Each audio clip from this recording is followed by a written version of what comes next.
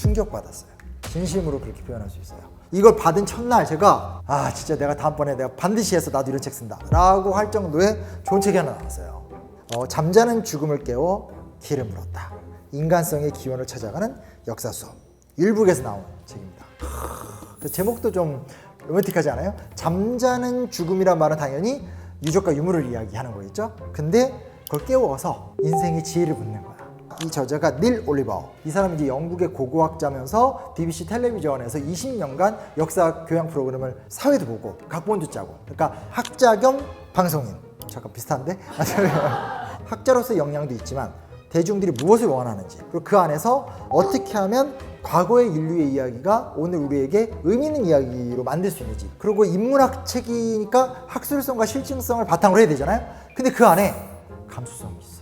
막 내 가슴을 저물게 만들고 다시금 생각하게 만들고. 그래서 과거에 있었던 돌덩이 하나가, 과거에 있었던 뼈조각 하나가 나의 막 마음을 가슴을 시리게 만드는 거예요. 정말 놀랐어요. 정말 모범적인 설레로 책을 낸 건데 이게 우리나라에 지금 번역이 돼서 좀 되게 좀 뿌듯합니다. 고고학 하면 일단 낯설죠. 주제 자체도 옛날 이야기니까 선사시대, 석기시대, 청동기시대 이런 이야기가 되니까 우리 그거 못 떠올라요. 움집, 빗살무늬 토기, 세영동검, 뗀석기, 간석기. 재미없어. 그래서 사실 역사 공부하다 많은 친구들이 거기서 딱 막혀버리면서 역사 안 해. 혹은 그냥 외우고 말래 이렇게 가잖아요. 가장 큰 이 차이가 뭐냐면 챕터의 매력. 첫 챕터, 가족. 나만 모르는 사이에 천사를 만날 수도. 사랑이라는 챕터가 있어요. 다들 감수성이 떨어지네. 애도하는 인간, 비르카 소녀, 잊을 수 없는 얼굴. 그쵸? 소설 챕터 같죠? 근데 실제로 읽어보면 철저한 실증성과 고증성을 바탕으로 하는데 거기서 여러 가지 질문과 고민들을 나누면서 그게 오늘 나한테, 앞으로 우리한테 여기 이제 감각적인 언어를 주는 거죠. 일단 이런 책이다. 느낌 오셨죠? 그럼 이제 하나하나 제가 좀 설명을 해드리도록 할게요.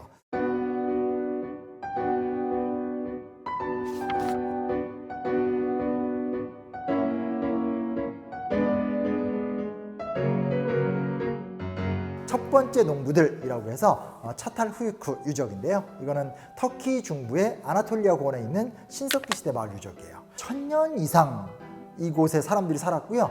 마을에 많은 사람들이 살 때는 한 3,500명에서 8,000명까지 거주를 했다고 해요. 최근에 그거 알아요? 농경생활 까기? 예를 들면 총균세를 쓴 이 제러드 다이아몬드라든지 사피엔스를 쓴 유발 하라리 이런 사람들이 인간이 저지른 가장 큰 실수가 농경이다. 뭐 그렇게 되면서 인류가 자유를 잃었고 희망을 잃었고 꼬꾸라져 버렸다 이렇게 얘기하는데 사실 저는 별로 동의하지 않았었어요. 썩 마음에 들던 주장은 아니었었는데 흥미로운 게 뭐냐면 이 책에서 인류는 생각보다 일찍 이 지구상에 와서 다양한 시도를 해봤다라는 거예요. 산육군으로도 살아보고 어부로도 살아보고 여기저기 이동생활도 해보고 정착생활도 해봤고, 근데 그 안에서 구석기인들의 생활 양식인 이동생활이라는 것이 힘들었는지에 대해서 되게 이렇게 잔잔하게 이야기를 해요. 그래서 이동할 때 뒤처지지 않으려면 한 부모당 한 아이만 데리고 다녀야 했다.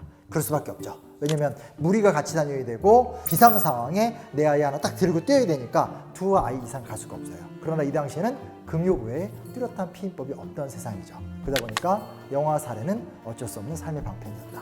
즉 무슨 얘기냐? 정착을 해서 아이를 많이 낳아 기르는 걸로 어떻게 보면 운명지어져 있다라고 할 수밖에 없을 정도로 인류는 이동생활을 계속해 나가기에 너무나 힘든 구조였다라는 거예요. 뭐 이런 것들에 대해서 날카롭게 비판한다기보단 많은 도전 속에서 그런 시대로 흘러왔다라는 것에 대해서 충분히 누구나 이해할 수 있게 딱 글을 써놔요. 그들은 다닥다닥 집을 지었다. 집들이 너무 가까이 붙어 있어서 그 사이로 거리는커녕 좁은 골목길도 비집어 들어갈 자리가 없었다. 이게 무슨 얘기냐면 몇천 명이 같이 살잖아요. 다닥다닥 모여 사는 거예요. 여기서 우리가 질문해 볼 수 있는 거죠. 왜 이렇게 붙어 살아? 일단 이 당시에는 중앙 도로 같은 건 필요가 없어요. 차나 교통수단이 발달하지 않았어요. 두 번째, 아직까지는 거대 종교나 지배 집단이 등장하지 않았어요. 비슷비슷한 사람들끼리 의지해서 살아야 돼요. 무엇으로부터? 맹수라든지 다른 여타의 집단으로부터. 그러니까 다닥다닥 붙어있는 게 유리하죠. 그러면 너무 마음이 참 그런 게, 이것도 제가 글을 읽으면서 말씀드릴게요. 한 집 아래에서 무려 64구의 사람뼈가 발견되기도 했다. 그들은 그 어떤 것도 떠나보내지 못하는 저장 강박증 환자들이었다. 죽음이라는 것이 지금은 되게 쉽게 처리가 되잖아요. 누군가 죽으면 깔끔하게 해서 마치 아무 일 없었다는 듯이 삭삭삭삭. 그리고 우리는 현재 살아있는 것에 대한 관심밖에 없잖아요. 근데 이제 신석기인들이 지혜로웠던 거죠. 우리 모두가 죽어가고 있고 죽을 것이라는 거. 근데 내 사랑했던 사람이 죽는다는 게 얼마나 속상하고 슬퍼요. 그러니까 매장지를 따로 마련하는 것이 아니라 마치 태아, 어린아이의 모습처럼 잘 말아서 자기 집 밑에다 묻는 거예요. 그러면서 죽은 이와 살아있는 이가 같이 살아가는 거죠. 근데 여기서 이 저자의 그 매력적인 게 뭐냐, 그것을 저처럼 이렇게 설명으로 풀어서 이야기하는 게 아니라 여기다 살짝 그들을 그 어떤 것도 떠나보내지 못하는 저장 강박증 환자들이었다. 사이리 문장에 들어가 버리면 우리가 좀 느껴지는 게 또 더 많잖아요. 한 이야기당 뭐 여기 책 종이를 보면 3-4장 이상 이야기를 안 가거든요. 딱 끝내요. 근데 여우는 3-4시간 가는 거지. 뭐 한 집 데리고 어떡해 이러면서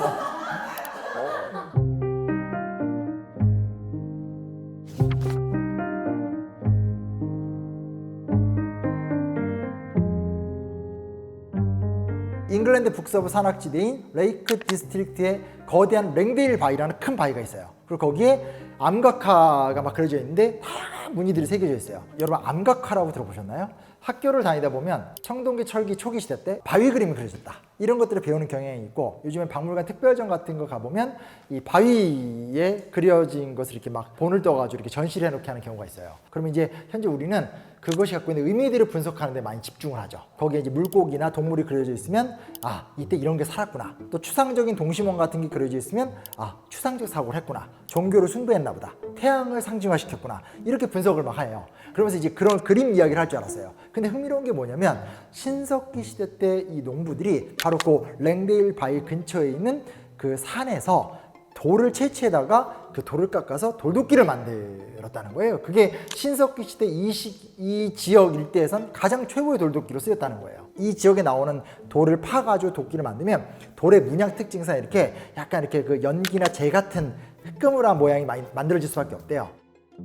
근데 이 시기를 따져보면 신석기 시대 때는 매장보다 화장을 선호했기 때문에 사람이 죽으면 화장을 하잖아요. 그럼 어떻게 돼요? 연기가 나고 사람이 재가 돼버리잖아요. 인간의 마지막은 연기와 재구나 라고 느끼는데, 요 돌도끼가 바위를 깨서 돌도끼를 만들면 연기와 재 느낌이 딱 드러나거든요. 그러면서 저자가 무슨 이야기를 어떻게 엮냐면, 단순하게 그때 그 사람들이 뭐에 관심을 가졌냐라고 하는 이성적인 대답이 아니라 더 나아가서 조금 더 그 사람들의 신석기들의 마음까지 접근한다는 특징도 있게 되고, 누군가가 죽으면 그 사람을 위한 장례식을 해줘야 되는데 그 장례식에 대한 최고의 선물로 여기까지 걸어오는 거예요. 걸어와서 돌을 캐서 만들어 돌도끼 원석을 가는데 중간에 쉴 거 아니에요. 근데 중간에 쉴 적에 그 친구랑 함께 뛰어놀았었던 어린 시절의 그 태양, 원을 새긴다라든지, 그때 그 친구랑 막 하다가 사슴을 잡으면서 느꼈던 최초의 성취감, 사슴을 새긴다라든지, 단순한 암각화 유적 하나에 집중하는 것이 아니라 길과 산과 암각화가 하나가 되게 이야기를 만들게 되는 거죠. 이런 게 참 되게 좀 기가 막히다 라고 할 수가 있어요. 책에 빠졌던 거 보이죠, 그렇죠?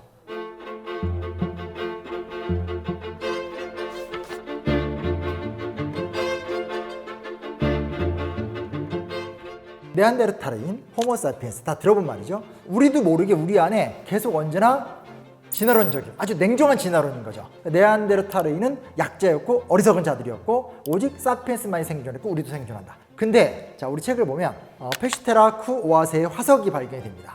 온갖 인간뼈와 포유류뼈 무려 5천여 점이 발견이 돼요. 약 38,000년 전, 그것도 유럽에서 발견된 가장 오래된 현생 인류의 것이라는 것이 이제 확인이 된 거죠. 근데 유전자 연구 결과의 과학수준이 올라가서 이 뼈들을 연구해 보니까 정말 충격적이게도 혼종 교배, 즉 네안데르탈인과 호모사피엔스 간의 일종의 이종 교배가 이루어지게 되면서 혼종으로서 오늘날 호모사피엔스가 등장했다는 거예요. 그러니까 네안데르탈인과 사피엔스는 공존하기도 했었고 그들 간에 사랑도 나눴고 그들 간에 자식도 있었어요. 그리고 그게 지금까지 내려와서 유럽인들 안에는 어느 정도 다 이 네안데르탈인의 유전자가 섞여 있는 거예요. 그거 무슨 얘기죠? 인류는 시작부터 경쟁했다? 아니다. 나와 다름을 배격했다? 아니다. 함께했던 부분도 분명히 있다. 고로 선사시대 때 우리가 다양하게 함께 살아왔듯이 지금 우리도 다양하게 함께 살아갈 수 있다. 이런 질문이에요. 이건 정말 좀 기가 막히지 않아요? 저는 솔직히 말해서 유골 분석 같은 걸 통해서 이게 오늘날 우리가 살아가는 삶에 대한 중요한 어떤 인사이트를 준다는 것 가능할까? 라는 생각을 했는데 자칫 이렇게 책을 읽다 보면 무리한 책들이 있어요. 그러니까 너무 극적으로 그 저자의 주관을 많이 넣어서 탑을 어거지로 많이 쌓는 경우가 있는데 전혀 그러지 않아요. 차분하게 논증하고 실증적 결과를 통해서 우리한테 그런 이야기를 끄집어내게 되는 거죠. 그러니까 그런 거 있잖아요. 너는 일본 사람, 나는 한국 사람, 너는 중국 사람, 너는 동남아 사람. 근데 유전자적으로 분석해보면 다 똑같잖아요. 예.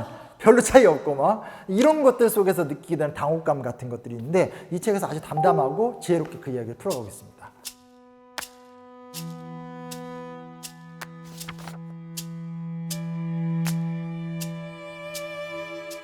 자, 그쵸. 우리나라 사람들 입장에서 정말 최초의 이런 거 처음 봤죠. 그러니까 피라미드, 뭐 스핑크스 이런 거 많이 봤는데 1950년 5월 6일 토요일 날 덴마크의 유틀란트 반도의 톨룬이란 마을에서 새롭게 토지를 개간하기 위해서 형제와 아내가 함께 이제 막 땅을 파고 있었어요. 뭐가 나와요. 아, 이거 뭐야? 하는데 세상에 사람 이마가 딱 발견이 되게 되는 거죠. 근데 가만히 보니까 어떤 이제 시신이 남자가 몸을 이렇게 웅크리고 이렇게 딱 있는 모습이에요. 그래서 이건 대단한 유적이더라고 해서 이제 고고학팀이 붙어서 이제 결국 이제 발굴했는데 실제로 이제 그 독특한 그 지역의 습지와 여러 조건들이 갖춰지게 되면서 거의 완벽한 상태로서 이제 보존이 되어 있는 상태였고 그 위장 안에 보리, 강아지풀, 캐모마일, 냉이, 마디풀, 아마씨 먹다만 그것들이 다 남아있으면서 굉장히 중요한 고고학적도 자료가 됐죠. 그러면 이 사람이 여기서 죽어 있는데 이게 무덤이냐 장례식을 치렀냐 이런 접근을 하게 돼요. 근데 내린 결론, 여러 연구 결과를 통해서 내린 결론은 뭐냐, 우리식으로 표현하면 순장이 진행된 거예요.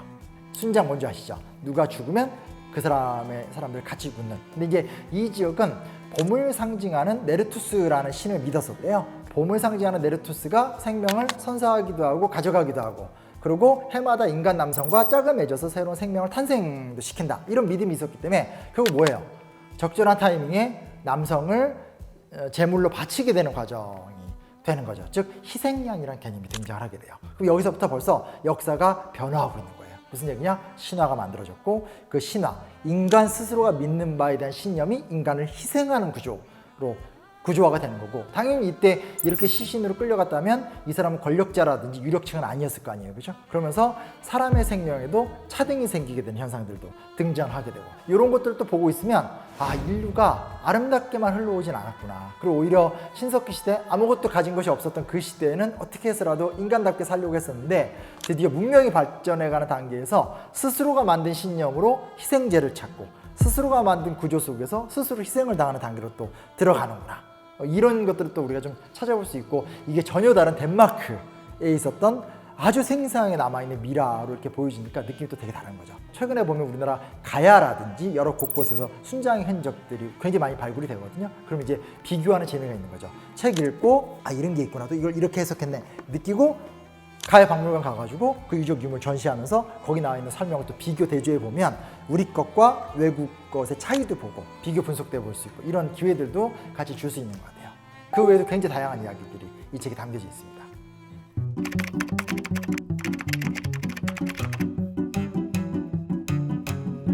결국 우리가 고고학을 하든 역사학을 하든 중요한 것은 과거의 인문적 지식 앞에서 내가 인사이트를 구하는 거라고 생각해요. 그래서 우리는 앞으로 어떻게 살지?로 가게 되는 건데, 이 책은 철저한 어떤 실증성과 광범위한 유적에 대한 분석이라는 것을 전제로 하고 있지만 그 궁극적인 것이 나의 삶, 우리의 삶에 대해서 물어봐요. 가족, 지구, 그리고 사랑, 죽음, 상실, 그런 부분에 있어서 이 책은 좋은 고고학 책이긴 하지만 굉장히 훌륭한 인문학 양서다. 우리 제작진도 읽어봤잖아요. 누구나 읽을 수 있을 정도로 굉장히 편안하게 썼고요. 최근에 에세이 열풍이잖아요. 그 에세이를 읽을 수 있는 독해 능력을 갖고 있다면 누구나 다 읽을 수 있습니다. 다만 에세이보다 훨씬 더 묵직한 감동을 준다. 그리고 외면할 수 없는 감동을 준다. 그런 부분에서 정말 좀 추천한다 라는 말씀 드리고 싶습니다. 잠자는 죽음을 깨워 길을 물었다. 우리 함께 길을 찾아봅시다. 이 책과 함께.